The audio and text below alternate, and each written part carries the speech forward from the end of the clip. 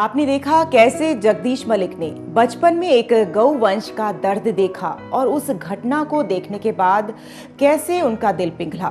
और यही वजह है कि आज वो हजारों बेजुबानों की सेवा कर रहे हैं।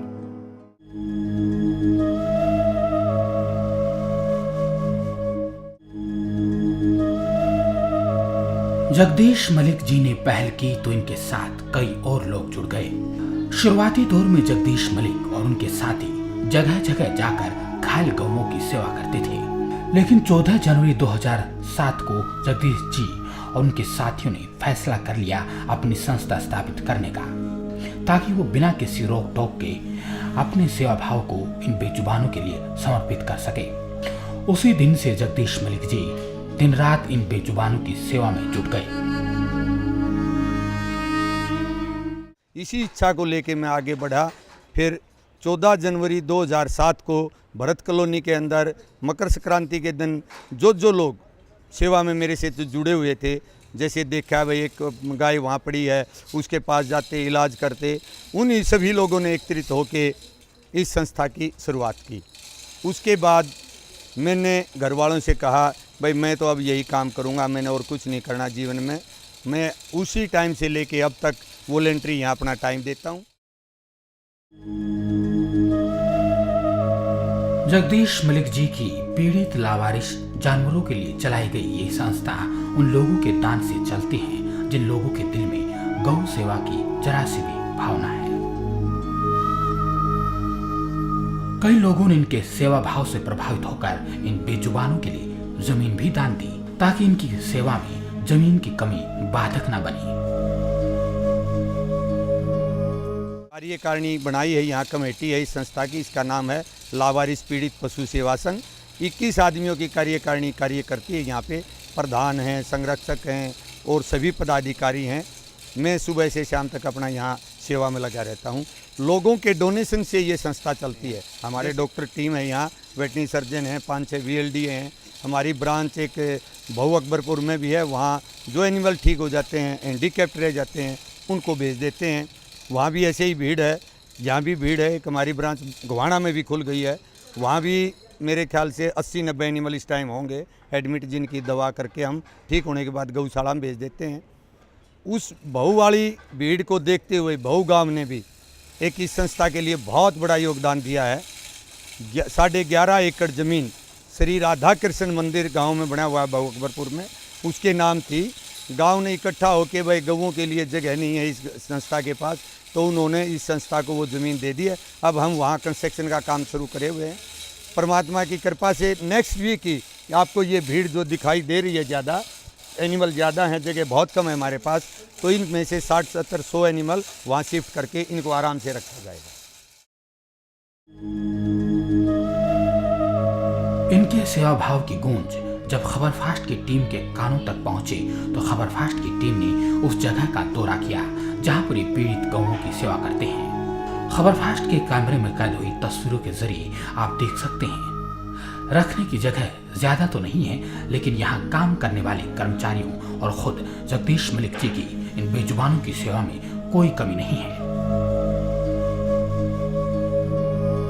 देख सकते हैं आप जगदीश मलिक जी और उनके सहयोगी इसी तरह से दिन रात दर्द से तड़प रहे इन बेजुबानों की सेवा करते हैं। यहाँ पर बहुत सी गायें या फिर गौवंश ऐसे हैं जो किसी न किसी हादसे में अपने पैर खो चुके हैं। बहुत से जानवर ऐसे भी हैं जो किसी दुर्घटना में अपने चारों पैरों से लाचार हो चुके हैं। ऐसे में उनको खड़ा करने के लिए यहाँ पर पशु लिफ्टर बनाए गए हैं, जिनके सहारे इन्हें खड़ा किया जाता है। देखिए इस गाय को जो अपने पैरों से खड़ी नहीं हो पा रही है।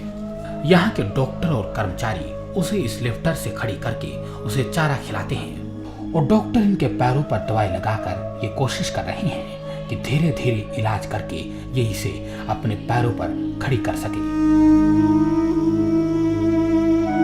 खबरफास्ट की टीम ने न सिर्फ इन तस्वीरों को अपने कैमरे में कैद किया, बल्कि इनका इलाज कर रहे डॉक्टर से बात करके ये भी जाना कि यहाँ लाई जाने वाले जानवरों की सेवा और इलाज ये लोग कैसे करते हैं।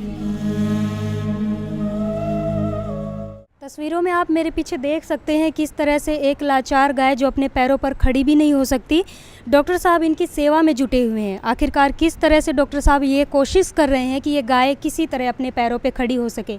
इस वक्त हमारे साथ डॉक्टर रविकांत जी हैं, चलिए इन्हीं से बातचीत करते हैं।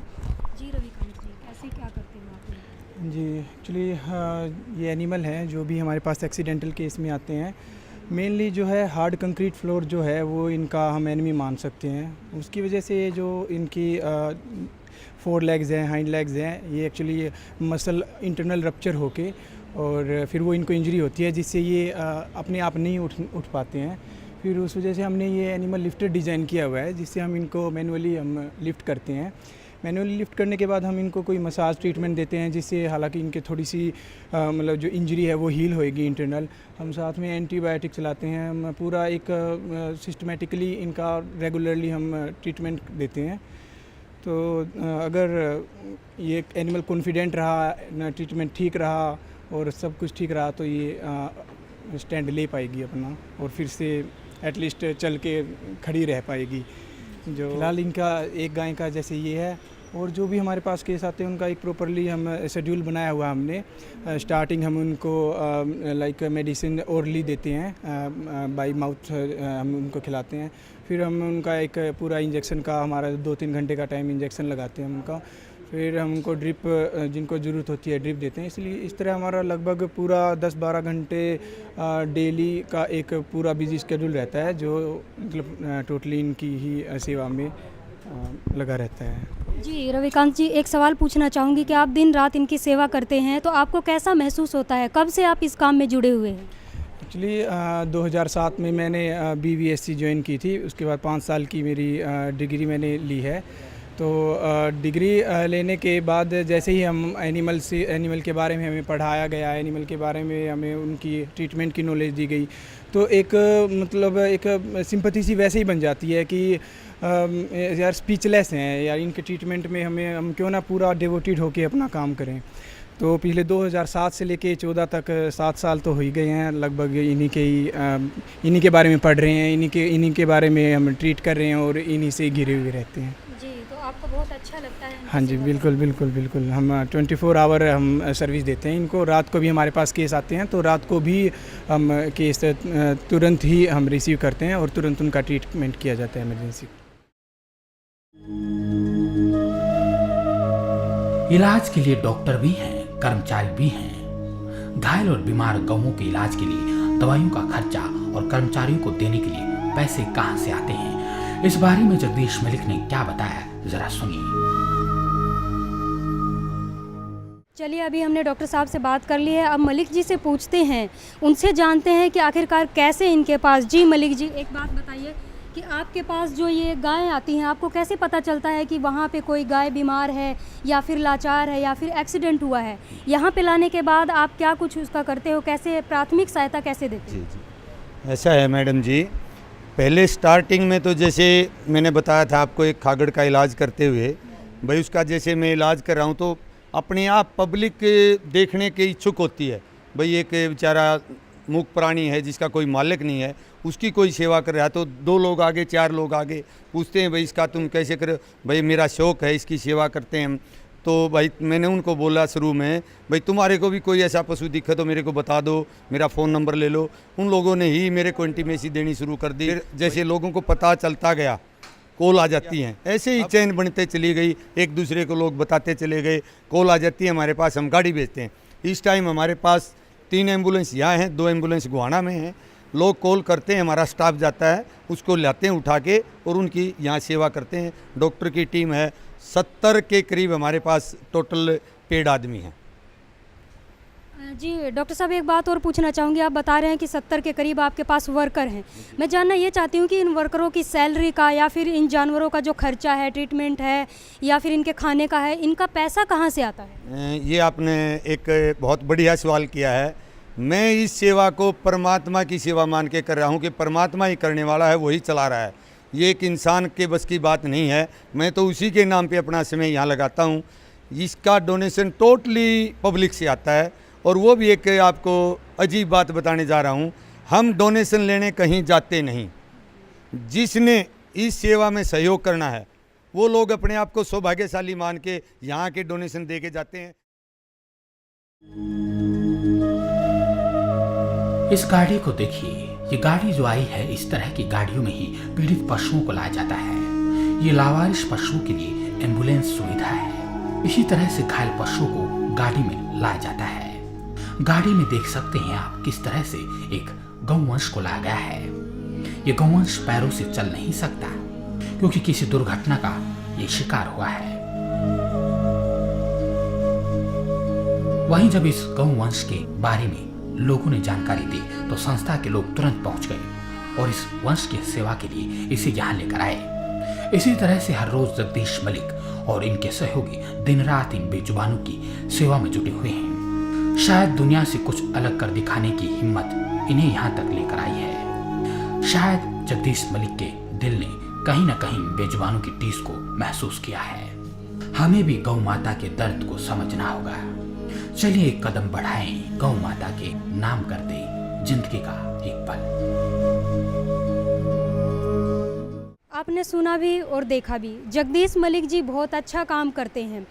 आपने सुना ही होगा कि कहते हैं गोवर्धन धारी की दुलारी गौ माँ, यानी कि भगवान श्री कृष्ण की दुलारी गौ माँ थी। लेकिन आज वही गौ माता दर दर भटकने के लिए मजबूर हो चुकी है। इसी बात के साथ मैं मीनाक्षी, कैमरा पर्सन संदीप के साथ, खबर फास्ट रोहतक। गोवर्धन धारी की दुलारी गौ माँ, साधु संतों मुनियों की प्यारी गौ माँ, ममता की मृद फूलवारी गौ माँ, पर्यावरण की रखवाली गौ माँ। इस दुनिया में करोड़ों लोग हैं, पर इन करोड़ों लोगों की भीड़ में कुछ अलग करने की चाहत चुनिंदा लोगों में होती है। बहुत कम इंसान ऐसे होते हैं जिनके अंदर आज भी इंसानियत जिंदा है। दूसरों का दुख उन्हें अपना दुख लगता है, खासतौर पर उनका जो बेजुबान हो। उन्हीं में से एक हैं जगदीश मलिक, जिनके जज्बे को हम सलाम करते हैं। आज के लिए इतना ही। अगले हफ्ते फिर आपको रूबरू करवाएंगे कुछ ऐसे लोगों से जिन्होंने अपनी काबिलियत के बल पर अपना एक अलग मुकाम बनाया है। आपको हमारा ये प्रोग्राम कैसा लगा? अपनी राय आप हमें जरूर भेजें। हमारा पता है खबर फास्ट 306 से मॉडल टाउन रोहतक, हरियाणा। साथ ही आप हमें ईमेल भी कर सकते हैं। आज के लिए बस इतना ही। फिर मुलाकात होगी किसी अन्य रोचक, प्रेरणादायक और सच्ची घटना के साथ। अब मुझे दीजिए इजाजत। नमस्कार।